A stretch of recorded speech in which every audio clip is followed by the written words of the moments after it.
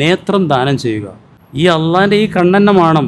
ഒരാൾക്ക് കണ്ണില്ലെങ്കിൽ കൊടുക്കണമെങ്കിലേ അത് ദാനം ചെയ്തിട്ട് വേണം അല്ലേ? കണ്ണുണ്ടാക്കാനൊന്നും വിലക്കൊണ്ട് കഴിഞ്ഞിട്ടില്ല. നേത്രദാനം ചെയ്യുക. ഒരാളെ വൃക്കയും കണ്ണും ഒക്കെ മൂന്നാക്കി കൊടുത്തു. അങ്ങനെ എന്ത് മരണം എന്ന് പറയുക, മസ്തിഷ്ക മരണം സംഭവിച്ച ഒരു ചെറുപ്പക്കാരൻ്റെ അതിന് മൂന്നാൾ ജീവിക്കുകയാണ്. ഓൻ കൊടുത്തു എന്നല്ല, ഓനെ കൊടുക്കണം. ഓനാരെ കൊടുത്ത് തന്നെ കൊടുക്കണം.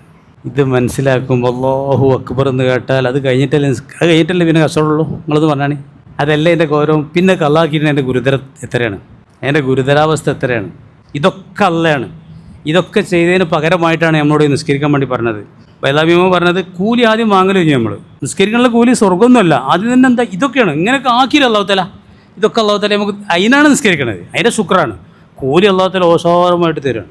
ഞാൻ കുറേ കാലത്തിൻ്റെ ശേഷം അർഹമായ പ്രതിഫലം തരണം പഠിച്ചവനെന്ന് പറയലില്ല. പറയൽ തെറ്റണമെന്ന് ഞാൻ പറയില്ല കേട്ടോ. എന്തോ ഒരു അർഹത ഇല്ലാന്ന് നമുക്ക് തോന്നാം. എൻ്റെ കാഴ്ചപ്പാട് അങ്ങനെയാണ്. എല്ലാ ഉസ്താദന്മാരും പറയലുണ്ട് അതൊന്നും തെറ്റില്ല. എനിക്കിപ്പോൾ പറയാനേ കഴിയില്ല. അങ്ങനെ ചിന്തിച്ച് നോക്കും. ആ പറഞ്ഞ തെറ്റല്ല കേട്ടോ. ഓൽക്കാൻ നല്ല ന്യായം ഉണ്ടാവും. ഞാൻ കണ്ടിട്ടില്ല. നമുക്കൊരു അർഹതയും തോന്നണില്ല. അതുമല്ല അറിയിക്കണതല്ല അള്ളാഹുത്തല തരാം. അതിലേറെ വാരിക്കൂരാണ് അള്ളാഹുത്തല തരാം. അത് മറ്റൊരു ചർച്ചയാണ്. ഇതൊക്കെ മനസ്സിലാക്കിയെന്ന് പറഞ്ഞു നോക്കുകയാണെങ്കിൽ ഈ സമയത്ത്, ഈ ദിവസങ്ങളിൽ നിങ്ങൾക്ക് ആ റുക്കൂല് സുബ്ഹാന റബ്ബിയൽ അലീം, അലീമായ എൻ്റെ റബ്ബ്, സുജൂദിൽ സുബ്ഹാന റബ്ബിയൽ അല. ഇനി അവിടെ അങ്ങോട്ടുള്ളൊക്കെ അങ്ങനെ തന്നെയാണ്.